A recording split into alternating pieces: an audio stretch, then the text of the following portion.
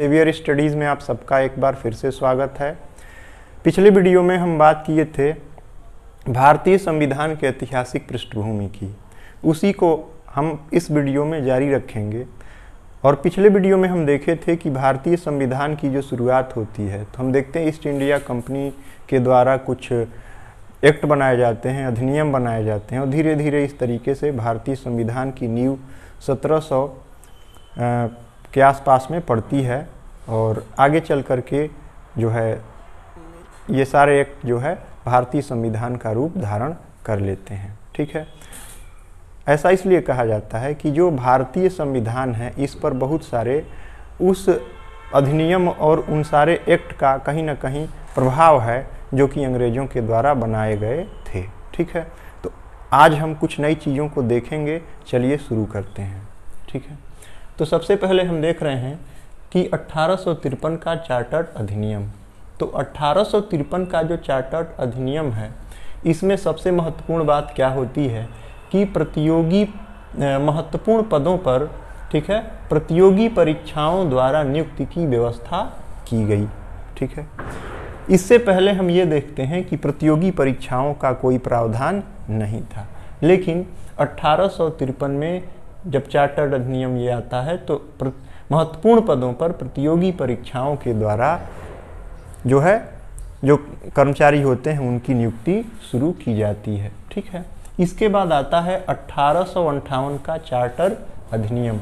तो इसमें कई चीज़ें हैं। तो इसमें हम देखते हैं कि भारत का शासन कंपनी से लेकर ब्रिटिश क्राउन को दे दिया गया। ठीक है, जो शासन भारत पर कंपनी के द्वारा हो रहा था वो किसके अधीन हो गया? अब भारत, जो ब्रिटिश क्राउन था, ब्रिटेन के जो राजा थे उनके अधीन यहाँ का शासन हो गया। वो इसे अब क्या कर रहे थे? गवर्न कर रहे थे। ठीक है, और भारत में मंत्री पदों की व्यवस्था की गई। तो सबसे पहले भारत में मंत्री पदों की व्यवस्था कब की गई? तो 1858 के चार्टर्ड अधिनियम से की गई थी। ठीक है, फिर देखते हैं आगे कि 15 सदस्यों की भारत परिषद का गठन भी किया गया था। ठीक है, अगला महत्वपूर्ण बिंदु इसमें क्या है कि भारतीय मामलों पर ब्रिटिश संसद का सीधा नियंत्रण हो गया। जैसे पहले देख लिए हैं हम कि पहले जो ईस्ट इंडिया कंपनी थी वह भारत पर शासन करने का काम करती थी, लेकिन 1858 का जब अधिनियम आया, चार्टर अधिनियम आया, तो इसमें हम ये देखे कि कंपनी से भारत के शासन को लेकर के किसको दे दिया गया? ब्रिटिश क्राउन को दे दिया गया। और इसी क्रम में हम देखते हैं कि भारत के जो मामले हैं, जो भारतीय मामले हैं, ठीक है, भारतीय जो विषय हैं, शासन प्रशासन है, उस पर ब्रिटिश सांसद का सीधा जो है नियंत्रण हो जाता है। इसके बाद आता है 1861 का भारत शासन अधिनियम। ठीक है, तो इसमें हम देखते हैं कि गवर्नर जनरल की कार्यकारिणी परिषद का विस्तार किया गया। ठीक है, गवर्नर जनरल के कार्यकारिणी परिषद का विस्तार किया गया। ठीक है, फिर देखते हैं कि विभागीय प्रणाली की शुरुआत की गई। जैसे कि आज के समय में भी हम देखते हैं अपने देश में कि कई सारे डिपार्टमेंट और बने होते हैं, विभाग बने होते हैं, उनका अलग अलग अपना काम होता है। तो विभागीय प्रणाली की शुरुआत भी इसी के दौरान जो है की गई थी। ठीक है, अगला क्या है कि गवर्नर जनरल को पहली बार अध्यादेश जारी करने का अधिकार भी इसी भारत शासन अधिनियम में मिला। मतलब कि 1861 के भारत शासन अधिनियम में पहली बार क्या मिला? गवर्नर जनरल को पहली बार अध्यादेश जारी करने का अधिकार मिल गया। वह अपने पावर से, अपनी शक्ति से, गवर्नर जनरल जो था वो क्या कर सकता था? अध्यादेश जारी कर सकता था, नियम कानून बना सकता था। ठीक है, गवर्नर जनरल को बंगाल, ठीक है, और उत्तर पश्चिम सीमा तथा पंजाब में विधान परिषद स्थापित करने का भी अधिकार इसी जो है एक्ट में, इसी अधिनियम में उसे प्राप्त होता है।